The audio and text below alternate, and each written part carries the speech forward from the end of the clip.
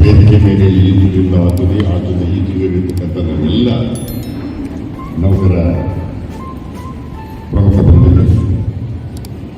ಒಂದು ಎಚ್ಚರಿಕೆ ಒಂದು ಮಾತನಾಡಿ, ನೀವು ಬೆಳಗ್ಗೆ 10:30 ಕೂತಿದ್ದೀವಿ.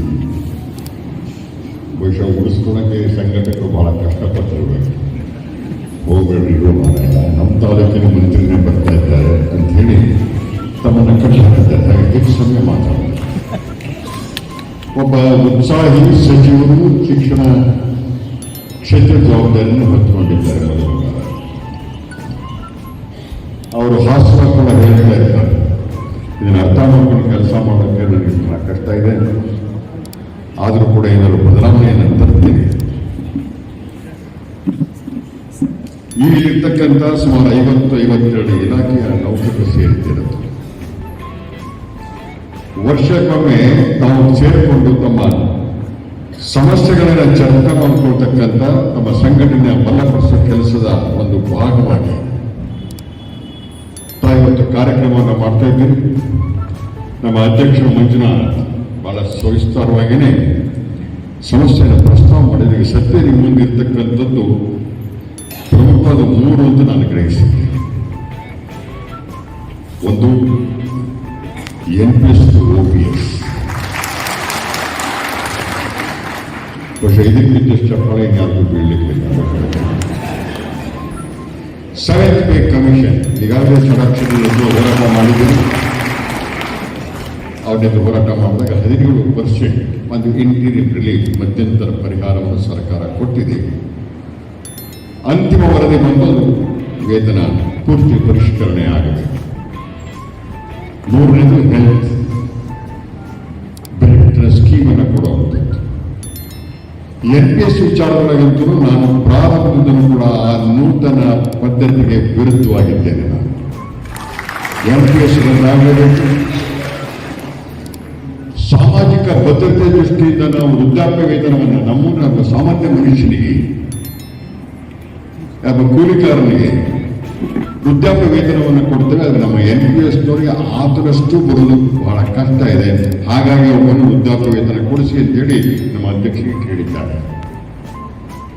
ಜೀವನದ ಮುಸ್ಸಂಜೆಗಳಿಗೆ ಹೇಗೆ ಗೌರವಾನ್ವಿತ ಬದುಕನ್ನು ನಾವು ಸಾಗಿಸುತ್ತೇವೋ ಅದೇ ರೀತಿ ಗೌರವಾನ್ವಿತ ಸಾವು ಕೊಡುವ ನಾಗರಿಕನಿಗೆ ಬೇಕು. ನಾಗರಿಕ ಸಮಾಜದಲ್ಲಿ ಅತ್ಯಂತ ಗೌರವಿತವಾದಂತಹ ಅಂತ್ಯವನ್ನು ಕಾಣಬೇಕಾದ್ರೆ ಈ ನಿವೃತ್ತಿ ವೇತನ ಅನಿವಾರ್ಯ. ಮೊದಲಿದ್ದಾಗೆ ಇಲ್ಲ ಕುಟುಂಬದಲ್ಲಿ ಆ ಬಾಂಧವ್ಯ ಮಾಯ ಆಗಿಬಿಟ್ಟಿದೆ.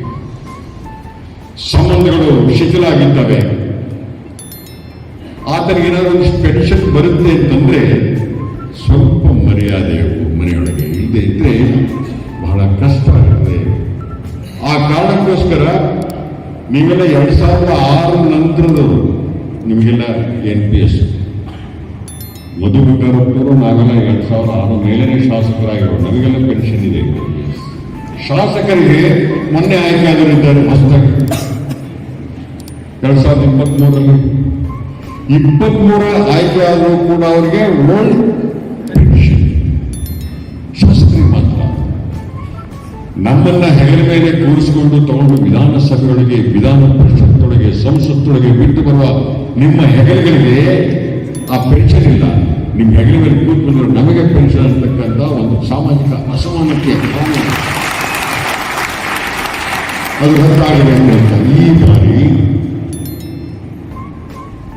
ಸನ್ಮಾನ್ಯ ಸಿದ್ದರಾಮಯ್ಯನವರು, DK ಶಿವಕುಮಾರ್ ಅದಕ್ಕಿಂತ ಬಹಳ ನೀವು ಹೆಮ್ಮೆಯನ್ನು ಪಡೆದಂದ್ರೆ ಪ್ರಣಾಳಿಕೆಗಳಿಗೆ ಬಹಳಷ್ಟು ವಿಚಾರಗಳನ್ನು ಹೇಳಿದ್ದಾರೆ. ಅದರಲ್ಲಿ NPS ಅನ್ನು ಕೂಡ ರದ್ದು ಮಾಡ್ತೇವೆ, ಅನುದಾನಿತ ಶಾಲೆಗಳನ್ನು ಮಾಡ್ತೇವೆ ಅನ್ನಂಥದನ್ನು ಹೇಳಿದ್ರೆ ನೀವು ಯಾರಿಗೆ ಧನ್ಯವಾದ ಹೇಳಬೇಕು? ಬಹುಶಃ ನಿಮಗೆ ಗೊತ್ತಿಲ್ಲ, ನೆನಪಿಸ್ಕೊಡ್ತೇನೆ. ಆ ಸಮಿತಿಯ ಪ್ರಣಾಳಿಕೆಯ ಸಮಿತಿಯ ಉಪಾಧ್ಯಕ್ಷರಾಗಿ ಇದನ್ನು ಸೇರ್ಪಡೆ ಮಾಡಿದಂತಹ ಸನ್ಮಾನ್ಯ ಪ್ರಣಾಳಿಕೆಯ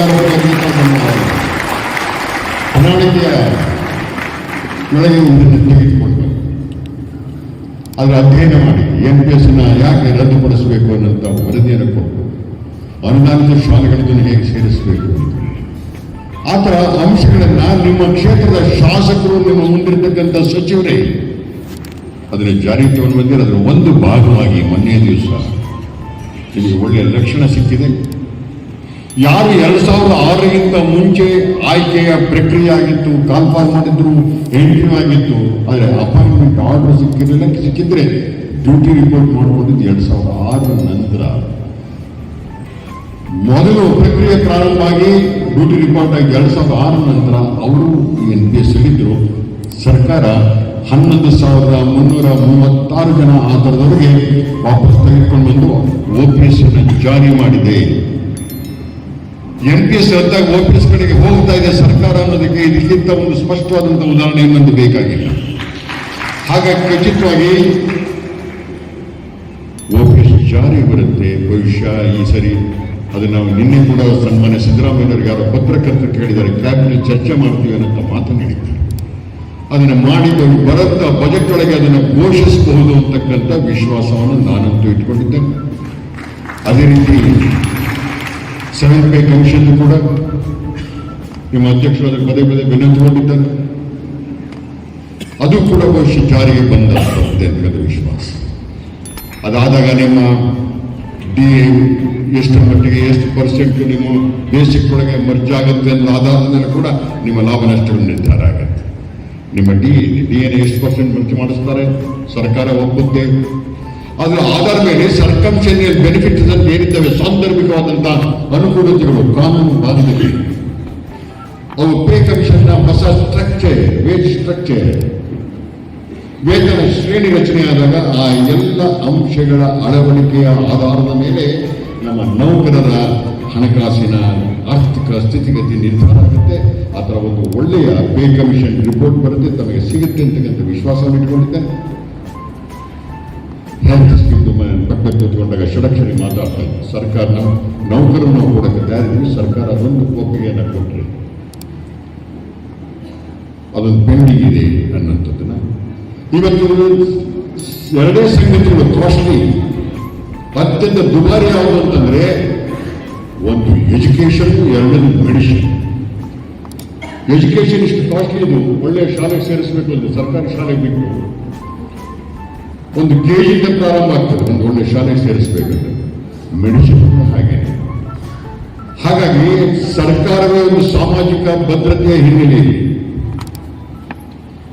ಸರ್ಕಾರ ಬಡವರಿಗೆ ಸಾಕಷ್ಟು ಯೋಜನೆ ತಂದಿದೆ. ಅದನ್ನ ನೌಕರ ವರ್ಗ ಸರ್ಕಾರದ ಯೋಜನೆಗಳನ್ನ ಎಲ್ಲರ ಮನೆ ಬಾಗಿಲಿಗೆ ಮುಟ್ಟಿಸುವಂತ ಯಂತ್ರ ಇದು, ಸರ್ಕಾರಿ ಯಂತ್ರ. ನಮ್ಮ ನೌಕರರು ಅಂದರೆ ಸರ್ಕಾರದ ಯೋಜನೆಗಳನ್ನ, ಸರ್ಕಾರದ ಆದೇಶಗಳನ್ನ ಮನೆಗೆ ಮನೆ ಉಳಿಸ್ತಕ್ಕಂಥ ಈ ನೌಕರರಿಗೂ ಕೂಡ ಆರೋಗ್ಯ ಸಿಗುವಂತಾಗಿ ಅದಕ್ಕೆ ಪ್ರಯತ್ನವನ್ನು ಸನ್ಮಾನ್ಯ ಸಚಿವರು ಮಾಡಿ ಹೆಚ್ಚೊತ್ತು ಮಾತಾಡೋದಿಲ್ಲ. ಯಾಕಂದ್ರೆ ಈಗ ಇದು ಉದ್ಘಾಟನೆ ಕಮ್ ಸಮಾರೋಪ ಆಗುವಂಥ ಸ್ಥಿತಿ ಬಂದಿದೆ, ಅವುಗಳಿಗೆ ಬಂದಿದೆ, ಒಟ್ಟಿಗೆ ಆಗತ್ತೆ. ನಾನಂತೂ ನಿಮ್ಮ ಪರವಾಗಿ OPS ಆಗಬೇಕು, ಹಾಗೆ ಆಗ್ತದೆ, ಆಗದೆ ಇದ್ರೆ ನಾನು ನಿಮ್ಮ ಜೊತೆಗಿರ್ತೀನಿ. ಸರ್ಕಾರ ಯಾವುದೇನು ಕಳೆದ 42 ವರ್ಷಗಳಿಂದ ನೌಕರರ ಜೊತೆಗೆ ಗುರುತಿಸಿಕೊಂಡು ಬಂದಂತ ನಾನು 100ಕ್ಕೆ 100 ನೌಕರ ಪರವಾಗಿರ್ತೇನೆ.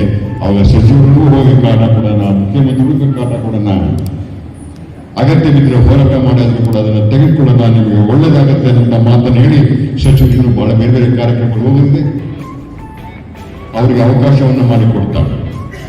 ತಮಗೆ ಒಳ್ಳೇದಾಗಲಿ,